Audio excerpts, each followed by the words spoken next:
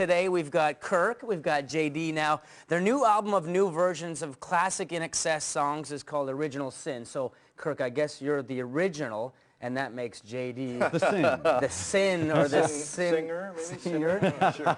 Welcome, guys, to the studio. Thanks a lot, Rick. Thanks for having us. Where do you want to start? Because we haven't chatted in a little while. It's your time, brother. Yeah.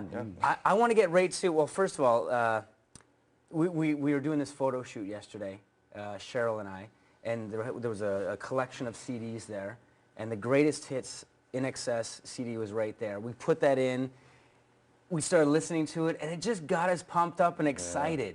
Now, when you hear or when you do the songs on tour, do you still feel that excitement that your fans are feeling, that the people that have been listening to these songs? Probably not the same as them. You know, the same sort of excitement. But yeah, I mean, look, there's a, you know, without question, there's an amazing buzz performing live. I mean, it's so instant, so, you know, the reaction, everything. So, and there's, you know, a kind of a... It works the other way too. If it's crap, they'll tell you right away. They find out. Well, it's a unique industry because it's immediate reaction. You know, you have to look your audience in the eyes, and if you're having an off night, they're going to let you know, and you sometimes, you know, no matter how greatly you've prepared or rehearsed, you're just having an off night, and you hope that they, you know, say, oh, bad night. But fans are a little more forgiving than... Absolutely. You know, Oh, I think so too. Absolutely. I mean, I'm extremely critical and high bar with my performance and what I'm doing, but you know, the irony of it is that most of the times when I thought I've had a really crap gig, you know, people come back and say, oh, that was the best ever, you know, and then when I think I've had a really good one, they go, gee, it was a bit flat tonight. So they're either lying or trying to make you feel good. Yeah, that's true. I don't know. Combination of both. Bit of both. Let's get down to the misunderstanding that happened between... What was that? Well, can you clarify? I think it was just a matter of, you know, at one point, miscommunication, first of all. Secondly, having the distance between us. There's like, you know, I mean, we do live in the email and telephone generation, but there's also an incredibly huge difference in time zones. So it's sort of like, if you miss somebody by a day, you're missing them by a week, really. That's how I looked at it as with Australia and contacting. So you could send an email off, and then you know that if someone's not picking that up, long story short, you know, about a year and a half ago, we got back together and Kissed and made up. Kissed and made up and made nice, and now we're making music. Yeah. But I don't want the long story made short. I want the short story made a little longer. He wants the short long. We want details because what exactly? Okay, so it was a communication thing, but what? Yeah, look, it was a communication thing, and also, you know, we sort of went hard for 3 years with the TV show and then the album. I sort of lost my mind as well. You two know. years of touring and whatever, and then we stopped. And you know, I mean, In Excess sort of, when they stop, they stop. We all go home and we all got our own lives, and I think, you know, we were probably a little slack in communication, probably our fault on that level with JD. But you know, well, we thought everything was fine. JD was doing a solo record. Pardon? I said, you heard it here first, folks. So yeah, but the phone works both ways, and I must admit, because we were going through this sort of transitional period where it was so intense for 22, 23 months. I mean, it was literally like a scene from, you know, One Flew Over the Cuckoo's Nest. As far as you know, people that were helping us, they were looking at us like, I can't even believe you guys are still on stage. Like, you know, we went through a few people on this end of management. We went through a couple agents. You go through a couple lighting rig people. You go through a couple sound people. And by the end of it, it's like you've got a whole family that's following you. And then when that ends, it's kind of like, oh, God, it's like having a really long Christmas vacation with a family that just won't leave. And then finally you go, okay, great, they're out of the house, and now I can, you know, let everything, let the gut out, and you know, it's like. And so in that time, you decided to do something on your own and put out an album. Well, at that time I was, absolutely going to move forward. Well, you were talking about it, well, you know, towards the end of the tour, anyway. Yeah, absolutely, so, and I wanted to just extend it, and also just, you know, from an artist side, I never had a chance to sort of set up a website or set up anything while I was on the television show, especially while I was on tour. There was no time. You know, because those things take a certain amount of dedication and a certain amount of energy, as you know. And to get, you know, people on board with that while you're going from town to town, country to country, I go, well, where can I meet you? So after that blessing in disguise, I was able to start setting that up and start reaching out to not only, you know, In Excess fans, but garnering a few people and eclectic folks of my own along the way. So it's fantastic. So this album comes out, and Kirk, and you and the guys are thinking, okay, what's he do? He's putting out the solo album. You knew about it, but are we going to be a collective again? What was going through your mind? Yeah, look, we you know, we always, I mean, always in the back of our minds has been, a new album with JD. You know, one of the things with Switch was that we had to turn it around so quickly. We had to have all the songs written, prepared basically before we did that album. So there wasn't an opportunity apart from 2 tracks on the album for JD to collaborate writing-wise. So, you know, in the back of our minds has always been to do an album from scratch with JD. But, you know, what happened was we decided to take a year off after the touring or more, which is what happened. And then the 5 of us, the 5 band members, musicians, we got coaxed into going into a studio to muck around on an instrumental kind of project. And out of that, we did a really kind of psychedelic version of one of our old songs this time, an instrumental version.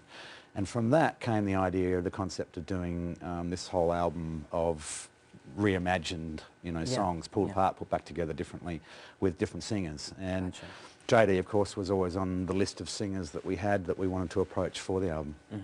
So I guess in that time too, people are kind of thinking, like, so JD's doing his solo album, you guys are doing the instrumental album, you don't need a singer for that album, right? Well, the instrumental thing was just a concept thing that we wanted to try, and we've put that on the back burner now.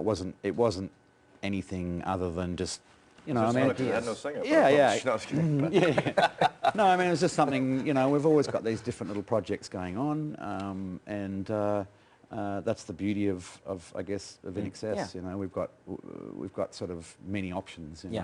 But anyway, so the original Sin concept came around, and that took us about 18 months to put together. And it was a lot of fun. It was challenging trying to pull these songs that we've performed the same way from the original version for years and years, to pull them apart and try and sort of put them back together in a completely different feel or a different style. It was a lot of fun. Elaborate on that. Now I'm sure the fans are waiting to hear how you've redone these songs. What is sort of different about them, and what has stayed the same? Well, some of them are a complete detachment from the original. Some of them you can't even unique. recognize. Really? And they still stand up, despite, it's so funny. I was thinking about something you said yesterday. I'm like, despite, trying to pull something apart, it just kind of, like mercury, just kind of like meld itself back together. And comes back together. And some of these songs actually turned out so detached and ethereal to the originals that they're their own identity, which is really they're almost interesting. New songs, really, absolutely. Aren't they? But so each song was treated differently and put together differently. But we had to do a lot of the musical side of it, the tracks before we approached singers, because when we approached whoever, say Rob Thomas or whatever, we had to have something to play to them of the direction of where the song was going, and then the singers all put their take on it. It was really fun, really interesting. What were some of the most fun songs to put together in terms of being a challenge, or thinking, oh, that song, let's do it this way. It's like, give me some highlights, and then talk about some of the other singers that are on the album. Well, for me, it would have to be The Stairs, just getting to work with the band again. That was a real high note, and also, Well, you did two tracks. Two tracks, The Stairs, and then I did that in Los Angeles with John Ferris and Gary Beers. And then while we were preparing for the 2010 Vancouver Winter Olympic Games, did one out in Melbourne, and that was a bonus track available here in Canada called Love Is. And that was really just an interesting cathartic experience for me, because it was sort of like, looking around and, seeing the familiar faces and hearing the familiar sounds, and just kind of going, okay, this is working, this is good, positive. Positive. Chat about some of the other singers? Well, Rob Thomas, he does Original Sin. We sort of initially had him penciled in to do Never Tear Us Apart, which he did do. We did record him on that, but he said, I really want to do Original Sin, and we hadn't actually even thought of doing that track, so we had to work up, a version of it, and then get him to sing on it. So You know, it was different with each track and each singer. I mean, we initially had an idea of what songs we wanted particular singers to sing. Right. But invariably, in a lot of cases, they, you know, like Rob, they were like, yeah, but I'd really like to have a go at that one, you know.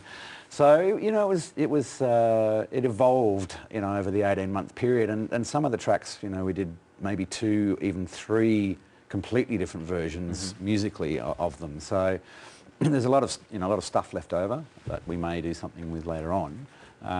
But initially we went in with a guy called James Ash, who's from an Australian band called Rogue Traders, and he's got a DJ kind of remix background.